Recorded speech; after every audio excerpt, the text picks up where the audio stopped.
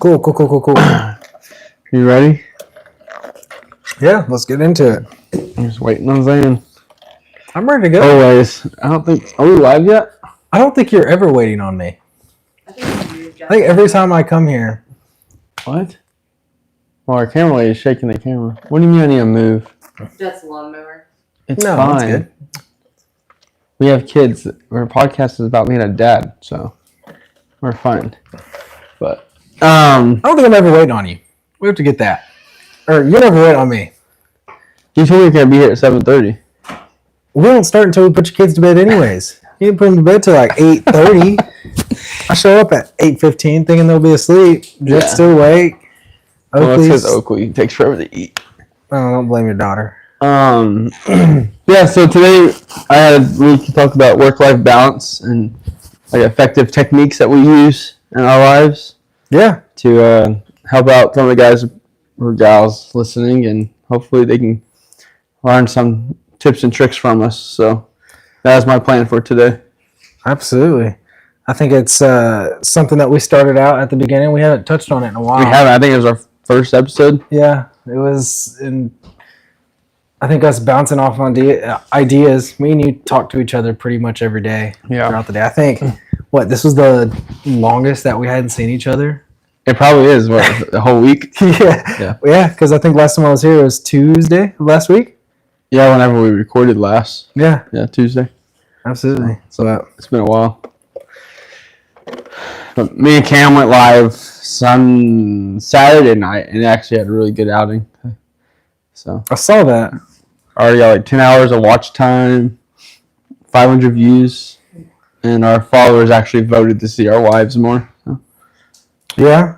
We gotta get Kaylee on. Kaylee's gonna get on. I don't think she's been on camera. She hasn't, besides the vlog. Which on the vlog, she was it was like a discreet. I don't know if she wants to I don't know if she likes the camera or not. If I run a poll and ask everybody if they want to see Kaylee on camera, they'll say yes. And then we have to do it. Make a poll. That's what the people want. Make a poll. She's not intrigued right now. No, she's currently cutting this out. She's currently in a boot right now. She's currently in a boot playing pickleball. Yeah. She couldn't hang. I tore her up. Did y'all at least win? Oh, I won. She lost. Oh, it wasn't doubles? No, we were playing singles. We didn't have enough people. We only had 3. It was me, her, and Hunter. Oh. Yeah. So you drove all the way to McKinney to play pickleball with 3 people? I've done it the past 3 weekends. Are you serious? Yeah. Literally the past 3 weekends I've gone out and just played pickleball. For how long? I get there about noon, and then I'll stay there till like 7. We'll watch fights. We'll just watch different things, UFC. Go to the gym. We'll do it all. That's literally what I've been doing every Saturday. I'm trying to make my Saturdays my active days. Yeah. To where I'm outside doing something, whether it be working out, playing pickleball, playing golf. Yeah. Pickleball is just really the cheapest thing to do. And it's easy. Just buy the paddle and you're good to go. I have a friend who's actually pursuing a pickleball career. Is he really? He's like marketing himself, and it looks like he's doing really well. He's on like the professional circuit or something. Oh wow! Yeah, no, I'm not that good. Yeah, he just randomly chose to do it. So I asked him the other day because he has like sponsorships and stuff. But he said, yeah, he's trying to play professional pickleball. It's starting to grow. I know. There's college scholarships now. Yeah, I've never played pickleball, and then it got brought up at my work. We just brought it up one time, and we went to Standard, and they had the pickleball courts, and so we just started playing, and I was like, oh crap, I actually like it. It's fun. Yeah, I would like playing too, but I don't have any competition in the family. Kenzie and Cambria aren't super competitive, so anytime we play out here, I got my paddle in my truck, dude. We can go right there right now. Yeah, I'm kidding. I'm good. Yeah, so scared. But yeah, we'll talk about work-life balance, some techniques that we use, and some effective tips or tricks we can pull out and hopefully help somebody. Yeah, no, absolutely. I think that's the goal. We want to be able to outreach and let other people know what we do, what works for us, and let them know what didn't work for us as well. Yeah. It's all trial by error, right? So what would you say would be some questions on top of your head about work-life balance, or some conversations you've had with people, or even for yourself, things you've seen in your life or growing up that having some stability and work-life balance or techniques, because I really don't believe that there is a true work-life balance, which I've shared in multiple videos. I think it's more like a work-life integration, because your work-life balance is going to be completely different than mine. Did you hear that Shaq and Jason Kelsey podcast? No, I don't really listen to anyone else's podcast besides like Alex Hormozzi. Well, they just did a podcast together, just going back and forth, and he was talking about Jason Kelsey, the center for the Philadelphia Eagles. He was talking about retirement, and Shaq brought up this good point. He said, because Jason and him were talking about family and all that stuff, and he was saying, man, retirement. He said, if you have your family and your family's whole. I pursued my career longer, and I live in a 10,000 square foot house by myself. I lost it. Yeah, I lost my family. Shaq lost it all, yeah. And he went into detail about how important family is, because no matter what we're doing in life, you're in HVAC, I'm doing roofing, I can't do that forever. You can't do that forever. The people that we have are significant others. Those ultimately, when we say I do, when I say I do, you've already said I do. She's the person that I have to lean on and know is going to be there for a while. So it's super important that we try to integrate work-life balance, because when you don't, you seem to be distant. You kind of went on this rampage on me a little bit ago. I think it was right after the Super Bowl. Oh, yeah. I had my coaching passion came out. Yeah, I wouldn't call it passion. It was more just like a truth serum that you wanted to let me know and talk to me about. And I think as men, can you explain that a little more? Yeah, I'm going to. I'm just giving the background. I think as men, we're called to do a lot by God, by people, by the world. Men are called to do a lot of things. If my relationship fails, it's ultimately on me.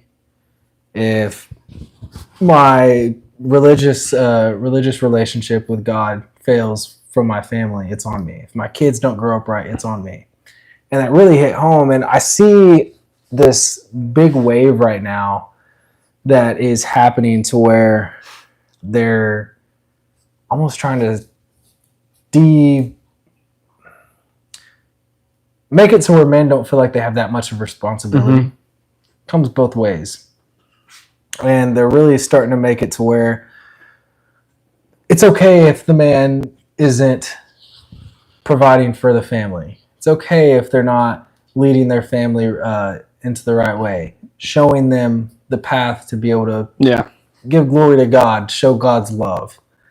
And you really hit home on me about showing, it is my responsibility. We have to make sure that we're the person that can lead our family into battle.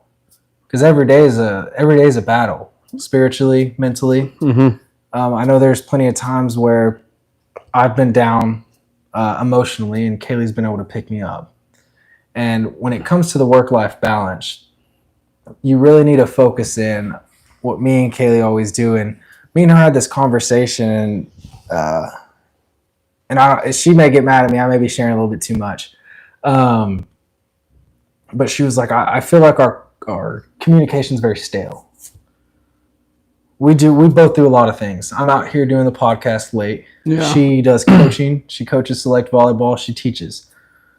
4 out of the 7 days of the week, she's gone till 10 p.m. And then on her in-between days, she teaches private. So she doesn't get off till 8 or 9. Yeah. She's pretty much gone every day. And our conversations got really stale to where it was just, hey, how was your day? We would tell each other. She'd ask me. And then, did anything crazy happen? Like, is there anything you want to tell me? Just anything out of the blue, out of the ordinary. And right now, our relationship is needing to transition to where we're able to make sure to balance that crazy schedule, because we do have such crazy schedules. I mean, I know you do a lot when you get here, but you get home at 4 or 5 p.m. every day. Canberra, she's blessed enough to where she's here with the kids. She's working with the kids all the time. Yeah. And so you're able to have that more communication with it versus me and Kaylee right now. There's so much work that is being done. No, I get that. To where we don't see each other, and to where we have to hone in and really focus on our time together, and something that we could get better at still today. Yeah. No, I get that. I mean, when I was in the field for 2 years, and there was nights where I get home at 2 in the morning. There was mornings where I'd get home at 2 in the morning, and there's nights where I get off at 4. So I really just learned how to take advantage of the moments where I was off. That I would spend time with either Kinsey, because Camry was still working. So that was before she even started working at Milestone. Yeah. So there was days where she'd work later, and I would literally pick up Kinsey from the house or apartment or anywhere and just take her places. And so I get it. It's hard when you don't have such a set schedule. And yeah, now I work more hours now than I did when I was in the field. But at least I'm home and present with my family, so it's different. Yeah, absolutely. So it takes more of a mental role on my end now to it's hard for me to check out. And I talk to people about this all the time. I'm at work. I'm like, I don't see how y'all, and I know I'm wired different, but I don't know how people go work out in the middle of the day and plug in, plug out. Because once I'm plugged in at work, I'm just plugged in. And if I took an hour out to go work out, I would be all over the place. So I have to I'm mentally wired to where if I'm doing something, I'm all in. I need to shut out, have a shut off switch. So yeah, when I start working out, I'm like, okay, my day's over. Or when I start working on the podcast at night, Milestone, I have to do a switch because I'll come home and start thinking about my work structure and processes I need to do and the trainings I need to set up. So I have to write down basically on my calendar, hey, I'm allotting 2.5 hours tonight on my coaching business. I have a really important meeting for Milestone tomorrow, so here's an hour and a half to plan for this meeting. So I've actually gotten really way better at effectively writing that stuff down to make my mind know hey, at this time it's time to put this hat on. Yeah. So that has helped a ton. But I get where you're coming from. Is the inconsistent schedules does not help. Yeah, and that's that me and her is so funny. We started putting all of our things on our calendar, and one of the things that I wanted to go do was go play pickleball. Yeah. On a Saturday. Nothing was on our schedule for Saturday. She didn't have volleyball tournament that weekend, so I put it on there. And she was like, "Oh, so we're just going to go play pickleball? We're not going to talk about what we want to do on that Saturday?" And I said there was nothing on the schedule. I just put it in. Oh no! Yeah, that one doesn't work out. Yeah, I got away with that one, but I don't think I could get away with it twice. But that's funny. We definitely have to use our schedule. So she lets me know when, hey, I'm doing privates this day. Hey, I have coaching this day. I have tournaments this day. And we were talking about it earlier. We have a tournament in Florida that she's going to. Yeah. That's on she already put it on our calendar. Yeah, I put it on mine too. So did you? We're going. I'm down. Record in Florida. Lots of content. No, I get it. And I think it takes moments where we have to step back and realize that there are more important things in life than work.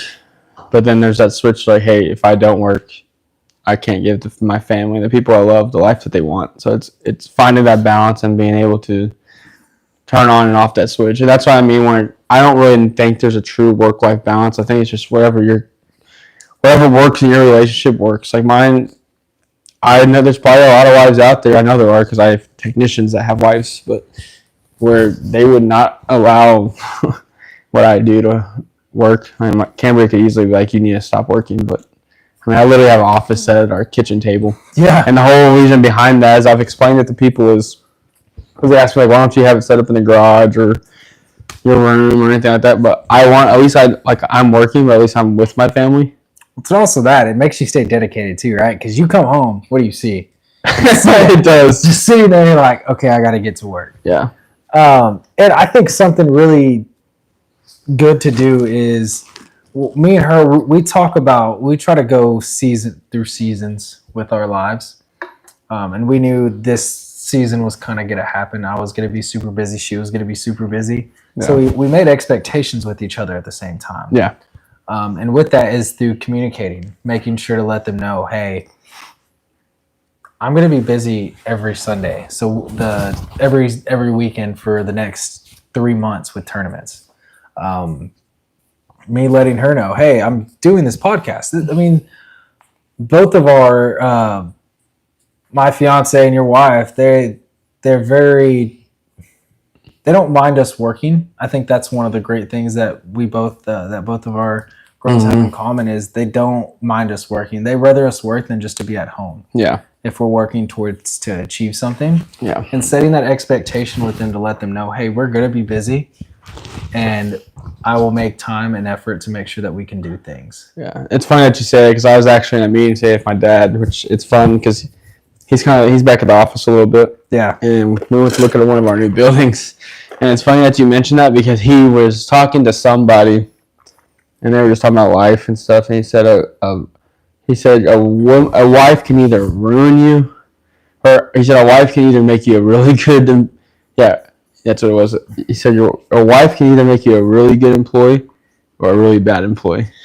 Yeah. So like whether your wife wants you to work, be successful in the industry, put in the work, the hours, or if they're nagging all the time, they want you home and making you feel guilty for providing for your family. So it was a really good point. And that's where I find it as so much. I think a lot of times we confuse the nagging. We're like, oh my gosh, she's nagging me again. Yeah. Versus if we would have just told them, yeah, hey, there's a difference. This is what we're doing.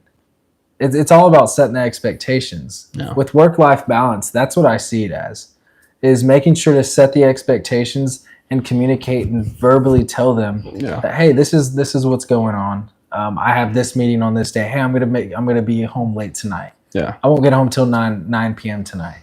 And then when you come home, be able to give them that attention. Ask them how their day was. Make sure that you are being able to emotionally support them through the day that they went through, because we had a crazy day, so did they. And that's where me and Kaylee are growing as a couple. We're learning to, me mostly, she's always really supported me. This is something that's really bad and really kind of makes me look bad. When we were first dating, Kaylee used to always text me all the time. You're a bad texter. She would always text me. And I wouldn't text back. I don't text you back. I know. I hate texting. If you want to get a hold of me, give me a call. And I told her, I said, Kaylee, I'm working. Why are you texting me? I told her that. And you could ask her. She'll sit there and tell you right in your face, yes, I said that to her. Why are you texting me? I'm working. She's checking in on you. I will do that. You're working. Why are you texting me while you're at work? Yeah. You need to focus in, make sure that you're doing what you need to do, and I do what I need to do. And I feel so awful looking back at that, because you're right. She was checking up on me. She was just wanting to be there for me and ask me how my day was going throughout the day. Yeah. Now we try to text each other throughout the day all the time. Yeah. It's healthy. Yeah. Do we text each other a lot of things? Like today, we were talking about her bringing her lunch. And she texted me. She said, I am, what'd she say? She said, I am sore or stiff or something like that. And I thought she said, I'm starving. And I bought this lunch for her to take. And I was like, do you not really bring your lunch? Like, what the heck? I'm sorry, I'm getting off topic. Don't they have lunch at the schools? Did you eat your school lunch? Yeah, but ours is like Sonic and Subway and Chick-fil-A. Yeah, this is different. I never experienced the public school lunches. Oh, must be nice. I've heard stories. But all I picture is like the show Recess. Some old lady in a hairnet yelling at people. Yeah. And then going back to like that whole conversating part, though, I've been able to embrace, because I hate texting. I'd rather be on the phone call. I feel, to me, phone calls are more intimate than texting. Yeah. I want to be able to hear your voice. It's to me, it's important to hear the person's voice. And the way our work schedule has been going, one of the balancing that we're having to do to make sure to check up on each other is to actually text. That's how we're able to stay in communication through the best time right now. Yeah. No, I get that. And me and Cam text all day. It's sporadically because I'll be in meetings and stuff. Like tomorrow, Really, my first meeting's at 7:30, and my last meeting's at 1. I have meetings all day. So when we text, but as corny as it is, literally, if it's just like I don't know if she gets tired of it, but literally, I'll text her I love you, and then the next text 3 hours later be I love you. Yeah. Just like to let her know like I'm thinking about her, because there's definitely days, and she knows. I mean, I've taken on way more at work, like my responsibility, and she'll be texting me and be like, I'll be like, babe, I love you, but this is the last thing I'm thinking about right now. Like when I get home, we can talk about this, because she'll send me like a laundry list of questions. Yeah. And I get it. That's how her mind thinks. It's like literally the way Cambria's brain is she takes all these thoughts in and like programs in a list and then spits them out all at the same time. Yeah. And so I used to get very like, not anxiety from it, but just like edgy. Like, what? Can you just slow down? But now I just realize that's how she processes things. Like she'll send me 7 different questions in a row. And I was like, hey, I have not had even a chance to like breathe. Look at the first one. So just I'll get to you when I can. But no, we text throughout the day, and she knows it. And like you were saying, there needs to be expectations. Like I set the expectation when I started this coaching and actually pushing the podcast for the first time in 3 years. Yeah. I was like, hey, I'm gonna be working a lot. Like I've probably put in 100 hours a week, just with Saturdays and Sundays. There was one Saturday where I worked like 16 hours straight. Yeah, but everyone was sick here. Yeah, but she knows, and I set those expectations. And now, if we take it on more at Milestone, I come home and I'm on the phone. I'm working, planning meetings, restructuring everything. But like you said, there needs to be a time when you shut off. She knows, like probably 9. It's sad, but 9:30 is like we sit down and finally just catch up on our day, watch our show, 9:30, 10, watch our show for like an hour, catch up, and then go to bed. But it's just a season of life I'm in. Will I do that forever? No. I mean, I'm going to eventually grow this to where we can have people do a lot that I do already. I'm building websites and funnels and DMing people, cold calls. Like, it's a lot. So, yeah, it's just setting expectations and realizing that communication is key if you want to thrive in your career and in your relationship. And that's kind of what my coaching's all about. Is I want to help men get to that point where they can be successful and still have a beautiful, thriving, loving family. So, but yeah, I would say the biggest technique so far that we've talked about is using your calendar effectively, even if that's just for scheduling your time to keep you on track. And once you write it down and see it, you're not going to tell yourself no. Like you're like, oh, okay, this is important. It's on my calendar. Yeah. And then communicating. And the last thing I would say that I really use is using my time wisely, like our dates on Thursdays. No matter what, there's been some where I just can't, but we always reschedule. As every Thursday, me and Cam get lunch, no matter what. And so I suggest I tell people all the time that was one of the biggest game changers in my marriage, because we don't have the kids or anything. So it's finally one-on-one time. No kids, no work. I don't pick up my phone. I don't look at emails. Like, it's an hour of her time. So I think one of the biggest things, to kind of add that third tip for you on your work-life balance is, we heard this before already. Learn who you don't want to disappoint. Yeah. When you're doing it, to where you can tell the people that you don't care if you do disappoint. You can tell them no. Yeah. To me, I think that's, ever since I heard that statement, I've really just been honing in and focusing on that, saying no. That's awesome. Hey, no, I can't do that.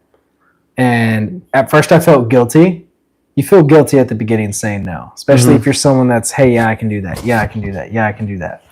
And then you stress yourself out to where it affects you at your home life and also work life. Learning that I could say no has really relieved a lot of stress from me. That's great. You can't tell me now, though, so don't put me on that list. Yeah. No, it really is. It is a real true key, and I've had to learn that a lot this in the season I'm in. And I'm definitely not. I'm a people pleaser. That's my kryptonite. Is I hate letting people down. So yeah, it's been a big stretch. Yeah, I think I didn't even tell you this story.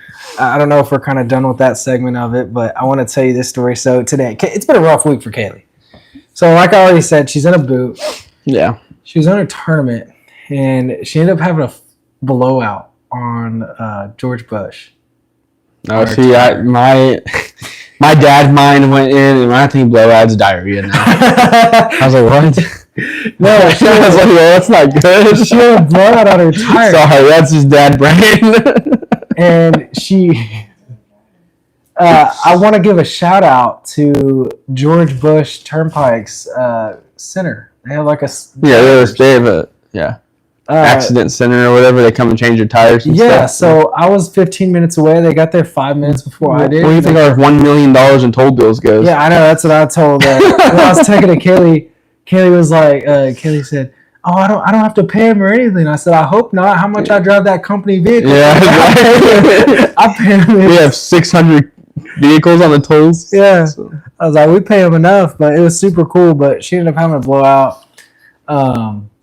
Yeah, it's been a rough weekend. Yeah, I'm glad you brought that up though, because me and Zane actually had a great idea this week, and we are actually going to start. Yeah, we're a podcast for men and guys who are already married or getting married, but we are actually going to start in the bubbly. Bubbly's amazing, by the way. If you haven't, it's caffeinated water. We're actually going to start like targeting younger men and teach them like lifestyle stuff, like changing tires, changing oil, things that if a lot of guys don't know how to do, and that will be very beneficial when they get married. Because if you marry anyone like my wife, she probably doesn't even know how to change like the windshield wiper It's a simple task. Not a lot of people have had that shown to them. No, you're exactly right. When you text me that, I was like, that's a no-brainer. Yeah, it's something that... You're going to be doing all of them. I'll video you because you're better on camera when it comes to that stuff. I've seen your commercials. You seen my commercials? Catch me on Channel 8. No, I think it'd be good because, a lot of people, I've met some friends of mine that have felt insecure because they don't know how to do it. Yeah. And it's not that they don't have the ability to do it. They just don't know how. And luckily, you're exactly right. You hit it on the point, what it's called, hit on the head, because Cambria's car is not a normal tire, and I was trying to change that sucker. I had to literally watch a 35-minute YouTube video on how to find the spare tire. You didn't know how to find the spare tire? No, like all of her stuff is literally on their car, the Cadillac. You have to take the speaker off to find the jack and everything. And then underneath it, you gotta watch. My dad do the same thing for my mom. I call him, he goes, "Yeah, man." So no, like people do YouTube that stuff. I mean, if it was a normal tire, I wouldn't have.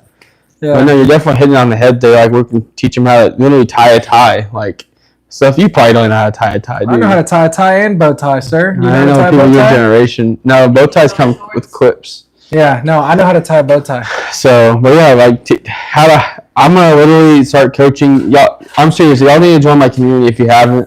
People need to, because I'm literally gonna start having courses on how to build a resume, what I look for in an interview, like when I'm hiring kids and young men.